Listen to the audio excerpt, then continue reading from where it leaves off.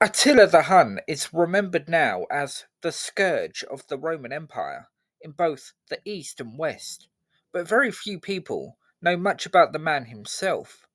An insight into Attila and his personality is given by a man named Priscus, who was a part of a group of envoys sent by the Eastern Roman Emperor to meet with Attila, hoping to make peace with him and put an end to the Huns' devastating and destructive raids on Byzantine territory.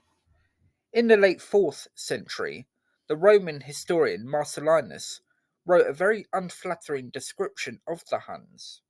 According to Marcellinus, the preparation of food that the Huns ate was primitive, with the meat part of their diet consumed half raw. Unsurprisingly, they were fierce warriors. As the Huns joined battle with their enemies, they would ring the air with various and different battle cries, and would rely on sudden movement rather than particularly organized battle plans to overwhelm their enemy. As a result, warfare with the Huns was especially chaotic. Attila, of course, is the most famous of the leader of the Huns. He came to power alongside his brother on the death of their uncle in 434. They ruled jointly for over a decade. During that time, the Huns attacked the Persian Empire before turning their attentions towards the Romans. Attila's brother died in 445, leaving Attila as sole king. In the late 440s, Attila raided deep into the heart of Byzantine territory, where his activities were described by one chronicler. The barbarian nation of the Huns, which was in Thrace, became so great that more than 100 cities were captured, and Constantinople almost came into danger, and most men fled from it. And there were so many murders and bloodletting that the dead could not be numbered.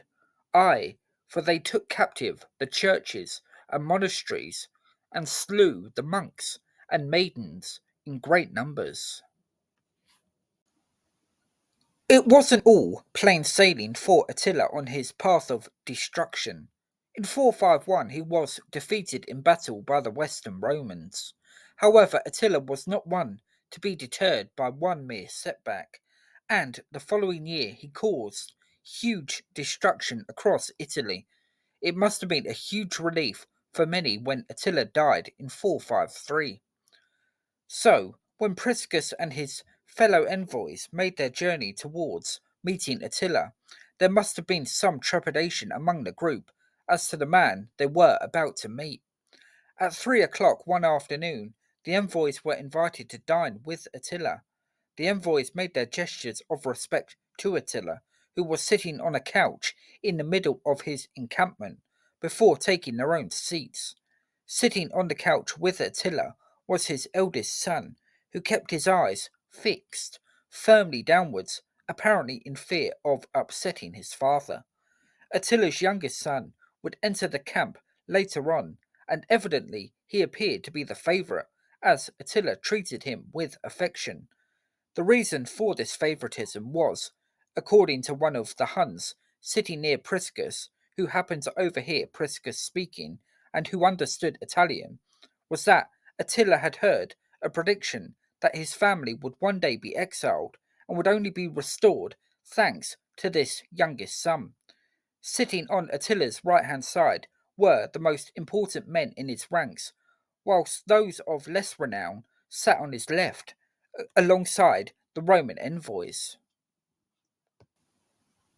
Shortly before the food was brought out, Attila was offered some wine, and it was here that he made a toast in honour of those present who had served him most nobly. The men, on hearing their name, would rise and wait for Attila to take a deep sip before returning the favour.